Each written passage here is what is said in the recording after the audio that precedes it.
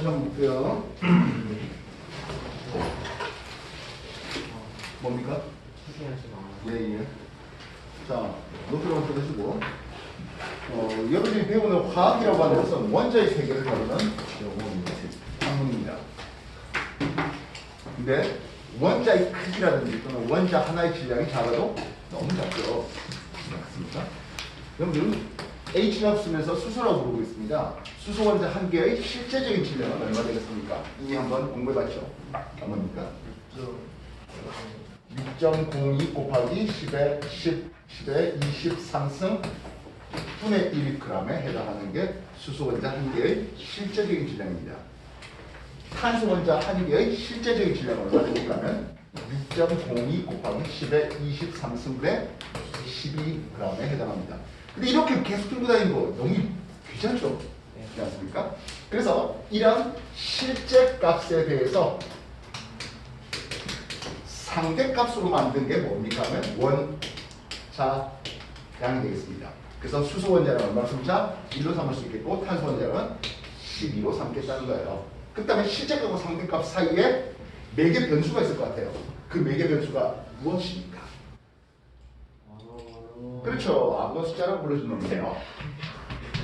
NA 아보가드로 숫자라고 불러주고 있습니다. 뭐죠? 예, 6.01 곱하기 10에 23승을 뜻하는 그게 아보가드로 숫자가 되겠습니다. 이해됐습니까? 근데 이것도 귀찮네요. 6.0이 하는 것도 귀찮네요. 앞으로는 0.0이나 안 쓸랍니다. 물론 여러분들이 시험 문제에서는 써야 돼요. 이 있으면 써주시고요. 난 0.0이도 귀찮아요. 그냥 6 곱하기 10에 23 이렇게 쓸 것이에요. 이해됐습니까? 네, 알려보세요. 그래서 탄소 원자량 12를 기준으로 삼아서 상대값으로 원자들 질량을 서로 비교해 보았다 하고 있습니다. 큰 3단원 가면, 큰 2단원 가면 우리는 원자의 세계, 원자의 구조에 대해서 배우는데요. 뭐 이미 한 사이클 공부해봤고, 우리가 투앱에서 한번 공부해봤겠지만, 똑같은 내용을 한 번 더 써보도록 하겠습니다. 돌턴이 얘기했습니다. 원자는 안쪽인데요. 진짜 안쪽입니까? 안 쪼개져요. 원자를 쪼개면 원자 핵과 바깥쪽을 돌고 있는 전자로 구성되어 있는 것을 봅니다. 노트 준비하셔서 적을 수 있는 것들 있으면 적어주시기 바랍니다. 역시 원자 핵도 쪼개봤네요. 원자 핵도 쪼개니까 뭘로 나눠주시라고요? 양성자와 중성자로 나뉘어지는 것을 볼 수 있습니다. 한글로 양성자 다 쓰기도 힘들어 죽겠습니다. 그래서 프로톤 P 쓰겠습니다. 중성자 뉴트론 N 쓰고요. 전자 일렉트론 E 쓰고 있습니다. 원색으로 한글로 양성자 세 글자 다 쓰고 있겠냐 하는 거예요. 그래서 항상 뭐 과학을 공부하는 과정에서는 기호를 쓸 수 있어야 되겠습니다. 이거는 뭐 물리 쪽에서도 매한가지잖아요. 그렇지 않겠습니까? 여기 지금 물리 뭐 배우고 있습니까? 전기장. 전기장. 예. 전기장 일렉트릭 필드 하고 있는데 그지? 전기장 한글 다 쓰고 있을 그거 아니잖아요. 그냥 라지 E 하나 써주고 맞는 그런 형식이죠. 그래서 얘네들도 진짜 실제적인 질량은 알았습니다. 양성자 한 개의 실제적인 질량은 6 곱하기 10의 23승분의 1g에 해당하는데요. 그건 또 역시 마찬가지. 실제 값을 다 들고 다니는 건 너무 귀찮은 일입니다. 그래서 mass m 질량입니다. Q는 전하를 뜻하는데요. 상대적인 질량과 상대적인 전하량을 제시하겠습니다.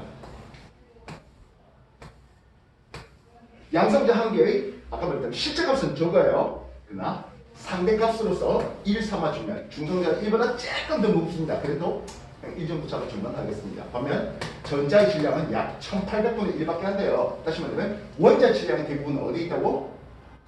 원자 핵에 있다고요. 양성자와 중성자에 집중되어 있는 것을 볼 수 있습니다.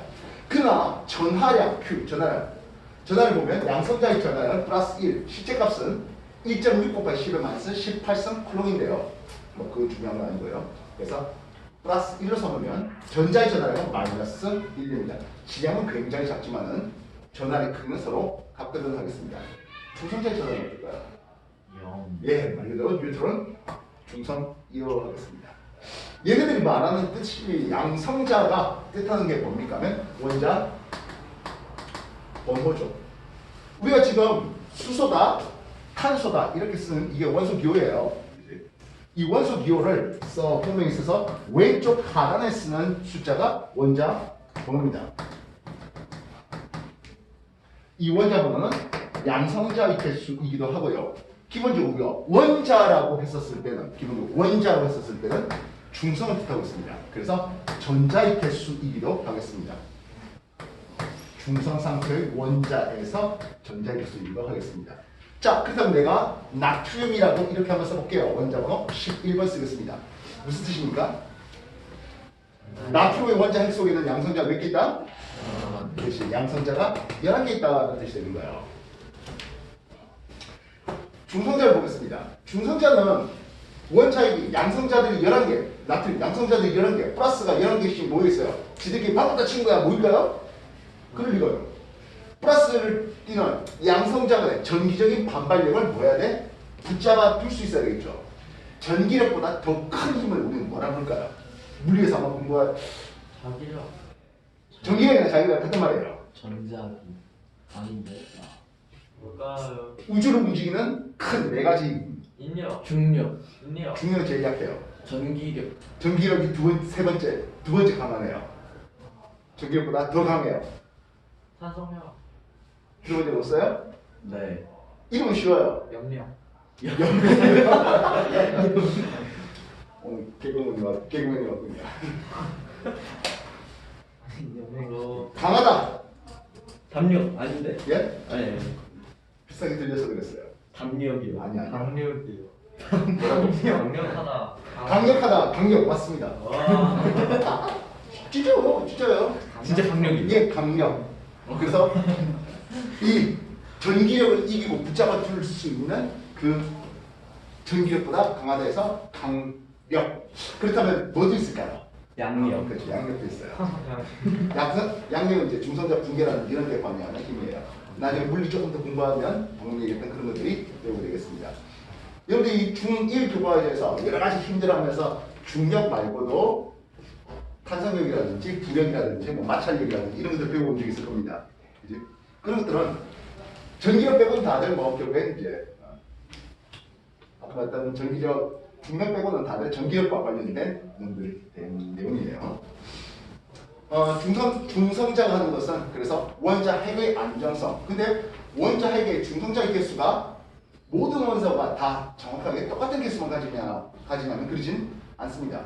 중성자의 개수가 하나 더 많고 또는 더 적고 해서 핵의 안정성이 좀 다른 그런 동위원소가 있겠네요.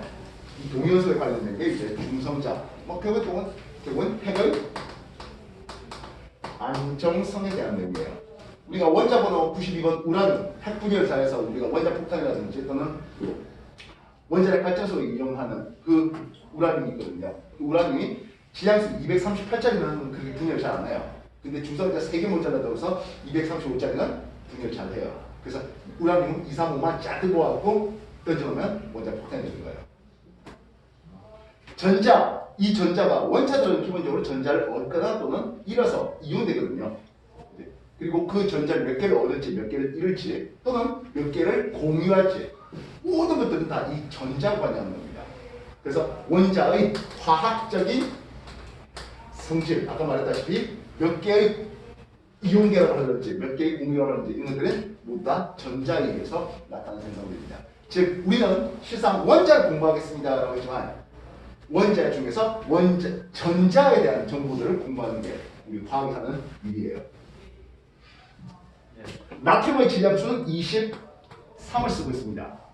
질량수가 23이래 양성자 11개거든 중성자는 몇 개 있다는 뜻일까요? 12개. 그렇지 12개 있다는 뜻입니다. 나트륨 그렇다면 중성의 원자에서 나트륨은 전자가 몇 개 있을까요? 11개의 전자가 있어요. 자 이미 여러분들 주기표를 공부를 좀 해봤을 텐데요. 새로운 학생은 주기표 공부 배웠은 적 있습니까? 좋습니다. 나트륨은 3주기 그리고 1조 원소예요. 3주기라는 뜻은 무엇입니까 하면 전자 껍질이 3개 있다는 뜻이 됩니다. 그래서 첫 번째 전자 껍질, 두 번째 전자 껍질, 세 번째 전자 껍질 이렇게 넣고 보호는 K, L, M 전자 껍질 이런 식으로 얘기를 하게 되었습니다. 전자 11개 있는데요. 이 11개의 전자 중에서 첫 번째 전자 껍질은 전자가 두 개까지 만들어갑니다. 그래서 왜 두 개까지 만들어갑니까? 하면 이제 우리가 양자역학이라는 걸 공부해야 되는데요. TOEFL에서는 우리가 양자역학을 공부하진 못했습니다. 아쉬웠죠? 아니에요? 아 너무 아쉬웠어요. 예, 3회과에서 우리가 양자역학에 대한 살짝 맛배기를 하면서 왜 하필 첫 번째 전갑제는 전자가 두 개밖에, 왜 하필 두 번째 전갑제는 전자가 8개밖에 못 들어가는지 이런 것에 대해서 공부를 시키겠습니다. 세 번째 전갑제는 한 개 있습니다. 그래서 전자껍질 3개 있다 해서 3축이, 최형의 전자 1개 있다 해서 1쪽 이렇게 우리가 쓰고 있는 거예요. 근데 얘네 화학결합, 이제 큰 3단원 들어가면 화학결합을 하고 있거든요. 화학결합을 해서 다른 거랑 화합물을 만들고 싶어요. 근데 나트륨은 이 바깥쪽에 한 개의 전자를 잃어서 원 플러스 이온 되기를 굉장히 좋아하는 금속이에요. 그렇다면 다른 놈은 했는데, 예를 들어서 산소 같은 놈을 봤습니다. 산소는 16쪽이라서 두 개의 전자를 얻고 싶거든요. 원 플러스하고 투 마이너스가 1대1로 결합한다? OX. X죠. 이게 1로 결합하는. 여러분들 이온 결합 화합물을 하는 거는 이미 2학년 내신에서 공부를 했죠. 그렇게 해서 우리는 이렇게 불러주는, 요 화합물 이름을 불러줄게. 산화 나트륨. 이렇게 화합물 이름을 불러주고 있습니다. 주기표 기억을 한 번 더 되새기면서 다시 한 번 더 주기표 써봅시다. 원자번호 1번 누굽니까? 수소였습니다. 원자번호 3번? 리튬 4번? 베릴륨 5번이요? 금속 금소. 6번은요? 탄소. 7번이? 질소. 8번? 탄소입니다. 9번? 그런 되고요. 10번은? 네온입니다. 자, 2위에 한 개 더 있겠네요. 그렇죠. 먼저 이거 헬륨 되고 있습니다. 3축 와서 부르겠습니다. 3축이 1쪽 누구? 나트륨. 2쪽 마그네슘. 원자로 13번 누구? 알루미늄. 14번 유소. 15번이요? 16번은? 그렇습니다. 17번? 18번이요? 아르곤. 19번이? 칼륨과 20번이? 칼슘. 최소한 1번부터 20번까지 다 외워주십사라고 했었습니다. 지난 시간에 여러분한테 추가적으로 원자량들을 가르쳤습니다. 기억나실까요? 기억나십니까? 그럴 거. 나셔야 되는데요. 아 당연히 나죠. 나야 됩니다. 수소 원자량 얼마입니까? 1 헬륨 원자량 4 4 좋습니다. 탄소, 12 질소, 14 산소, 16 플로린 얼마 됐습니까? 19였나? 좋습니다. 19 외워주셔야 되겠습니다. 네온, 20 나트륨, 23 마그네슘, 24 알루미늄이 26이었나? 7이요. 27이요. 아 그렇죠. 황, 32 염소는 다른 거랑은 달리 염소는 동위원소의 존재 B까지 고려해서 평균 원자를 쓸게요. 실제로 얘네들 쓰면 질량수예요. 이거 완전 그냥 왼쪽 상단에 쓰는 게 질량수죠. 질량수고 양성자, 중성자 개수 합이고 비슷하기로 쓰는 게 원자량입니다. 수소 원자는 1.008이에요. 어서요 아까 1회함에 수소에 중수소란 동위원소까지 존재비를 고려해서 1.068이 됩니다. 1.068이나 1이나 또 해보면 하죠. 그렇게 쓴 거예요. 근데 염소는 좀 그리지 못해서 35.5를 쓰겠습니다. 아르곤 40 쓰겠고요. 칼륨 39와 칼슘 40 되고 있습니다. 한 3개 원소의 원자량들은 외워주시면 좋겠다 했습니다. 기억나실까요? 은 예, 은 있고요. 철 철도 구리 예, 우리 좋습니다. 철의 원자는 얼마? 52였나? 56이고요. 56이에요. 예. 우리가 52였어요. 64였어? 저는 108입니다. 아은 알고 있었는데. 예, 반드시 기억해 주시고 이런 원자량들 조합해서 이제 분자량까지 지난주에 소개가 됐었습니다. 기억이 다 나셔야 될 텐데요. 안 나시면 동영상 복습 꼭 해놓으시도록 하겠습니까? 예. 자, 오늘은 여기에 플러스 알파 페이지 넘겨서 챕터 3 보겠습니다. 과학식을 보겠습니다.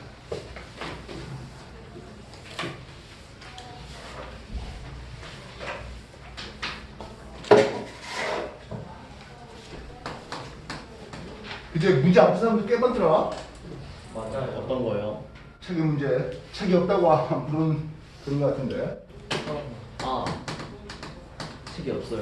이거 책을 안 풀지. 자, 화학식이라는 타이틀을 보겠습니다.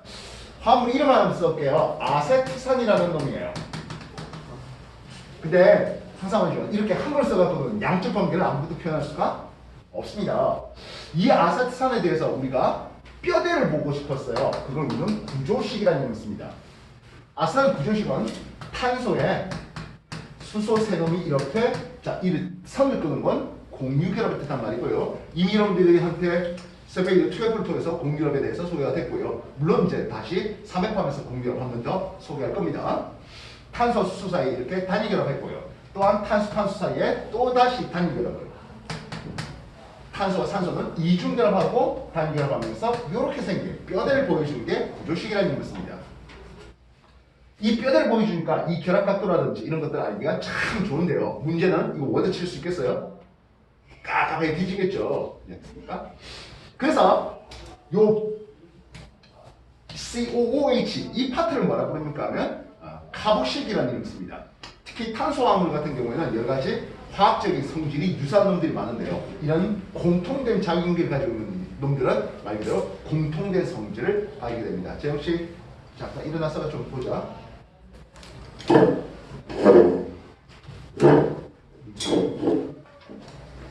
중요한 부분이라서 그래. 한 20분만 지도 나가고 잠시 쉴 시간 드릴게요. 아세트산이라는 놈의 구조식은 이래요.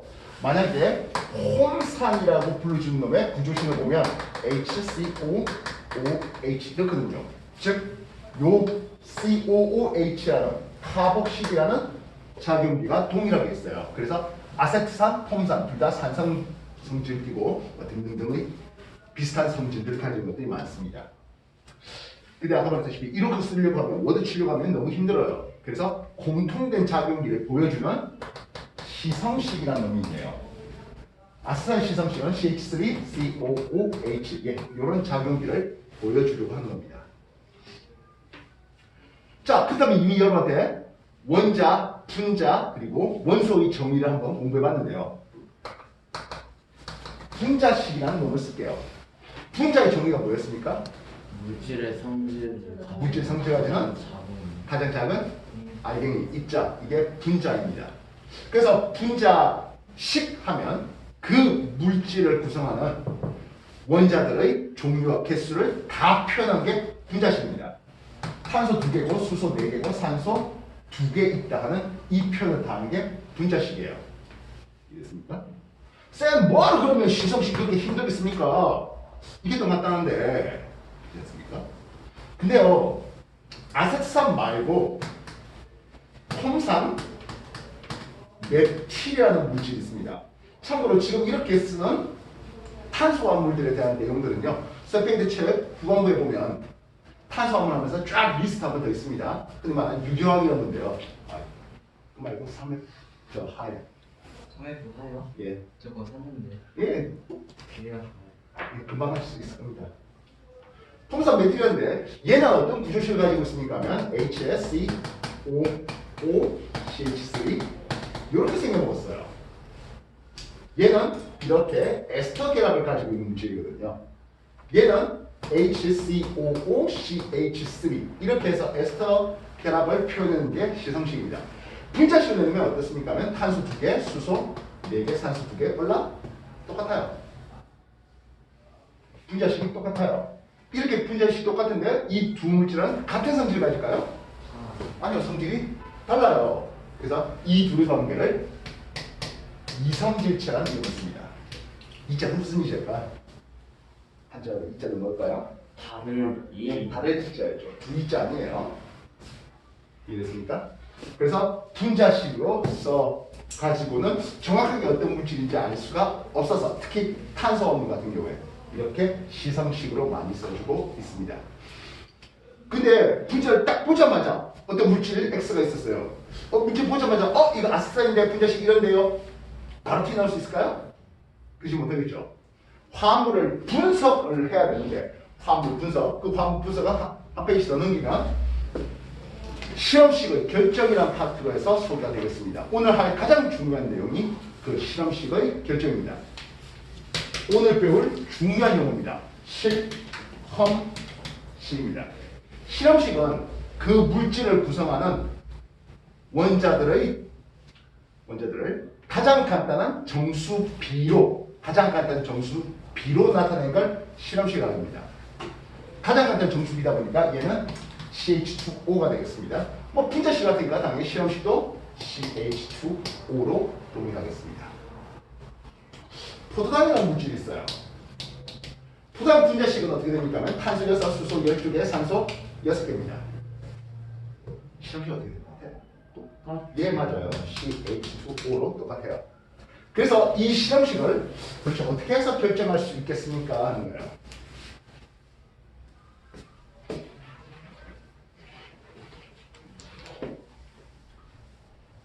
탄소가 들어있는 놈을 태우면 뭐가 발생할까요? 그렇죠. 수소가 들어있는 놈을 태우면 뭐가 발생할까요? 물이 발생합니다. 따라서 탄소하고 수소로 구성되어 있는 경우에 따라서 산소가 있는지는 모르겠습니다만 이런 놈을 태워보았을 때 발생하는 이산탄소, 발생하는 물의 질량을 측정해서 그 안에 어떤 원소가 얼마 정도의 비율로 있는지 확인하는 게 실험식이 되겠습니다. 비율입니다. 개수 말고 비율입니다. 이런 놈을 완전 연소시키면 하겠습니다. 물이 발생하고 이산탄소가 발생하는데요. 이 물을 잘 흡수하는 물질이 있어요. CaCl2 염화칼슘관입니다. 뒷페이지 지도에 보시면 염화칼슘관의 물질량 흡수 방법이 나오고 있습니다. 이산화탄소를 잘 흡수하는 놈이 있습니다. NaOH 수산화나트륨관입니다.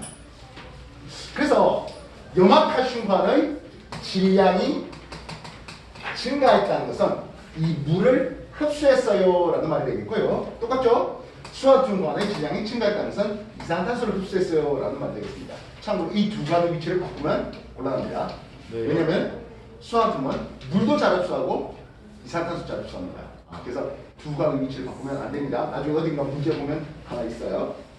알겠습니까? 그래서 요 미지 물질 내가 23g을 태워봤대요 하겠습니다. 23g을 태워봤어요. 그랬더니 물의 질량이 27g이 얻어졌어요. 발생한 물이 27g 얻어졌대요. 또한 발생한 이산탄소가 44g이 발생했대요 하겠습니다. 자, 여기까지 이해되겠습니까? 숫자 몇 만들 쓰는 겁니다. 그럼 여기 어떤 데이터를 통해서 우리는 탄소 그리고 수소의 질량에 대한 정보를 나타냅니까 하는 거예요. 이산탄소 분자는 얼마지? 분자량 12, 44. 44가 되겠죠. 그 안에 탄소만의 질량은 얼마 될까요? 12. 예, 44분의 11이라는 뜻이 무엇입니까? 이산탄소 속에 들어있는 탄소만의 질량의 비율입니다. 이거 여러분들 챕터 2에서 아마 공부해봤었던 문제일 것 같아요. 그래서 여기다가 44분의 12를 곱해봅니다. 그러면 12g이 남는데요. 이 데이터는 탄소만의 질량이 되겠습니다. 이해했습니까? 네. 그러면 물에서 수소의 질량은 얼마의 비율일까요? 물 분자량은? 물분 18. 여러분 지난주에 우리가 분자를 리스트 하면서 쫙 적어준 적이 있잖아. 정리해야 됩니다. 물 분자량 18입니다. 근데 수소는 한 개가 아니라 두 개 있어요. 얼마의 질량비가 되겠습니까? 하면 18분의 2죠. 18분의 2가 되겠습니다. 여기서 쌤 9분의 1 하면 되잖아. 뭐 18분의 2를 씁니까? 하는데 9분의 1보다는 18분의 2가 좀 더 물 분자에 대한 수소의 질량비라는 좀 더 직관에 대한 데이터를 주기 때문에 약분은 내가 좀 잘 안 합니다.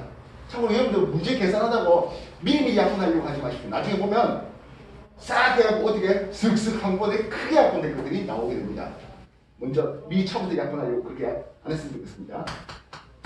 18분의 2라는 비율을 곱하겠습니다. 그렇게 하면 수소만의 질량이 나올 것 같아요. 얼마 나오죠? 3g 나와요. 근데 말입니다. 좀 전에 우리가 요 미지 화합물이 탄소, 수소 그리고 산소로 구성됐다 했는데요. 23g이래요. 네. 탄소는 12g이고 수소는 3g이에요. 그러면 나머지 산소만의 질량이 더 있을 것 같아야 하겠습니다. 탄소, 수소, 산소의 각각의 질량이 얼마 되겠습니까? 하는데요. 자, 참고로 우리는 웨이트, 질량, 물리에서는 질량하면 당연히 스몰 m을 쓰는데요. 화학에서는 웨이트를 많이 쓰고 있습니다. 왜냐하면 나중에 라잼 쓰면서 원자력 또는 분자력 이런 것들을 기호로 라잼을 쓰기 때문입니다. 탄소 원자 얼마 나옵니까? 하면 12g 나오겠습니다. 수소 질량이 얼마 나옵니까? 하면 3g 나오고요. 마지막 산소의 질량은 전체 23g이거든. 12와 3을 뺀 나머지 산소 질량 얼마 나옵니까? 8g 나오죠 하겠습니다. 보시겠습니까? 화학에서 가장 중요한 공식이 무엇이었습니까? 하면 웨이트 질량을 원자로 나누면 원자의 개수와 분자로 나누면 분자의 개수와 여러분 지난주 공부 시크릿인데 이거예요. 요거 써먹는 거예요. 알겠습니까? 오늘 여러분한테 원하는 학생들의 하나요. 엊그저께 중3 학생들이 풀었던 문제입니다. 중3 학생들은 답지를 안 주고 풀어야 했는데 이제 여러분은 뭐 굳이 뭐 그럴 거 있겠습니까? 답지 드릴 테니까 스스로 채점하시면 되겠습니다.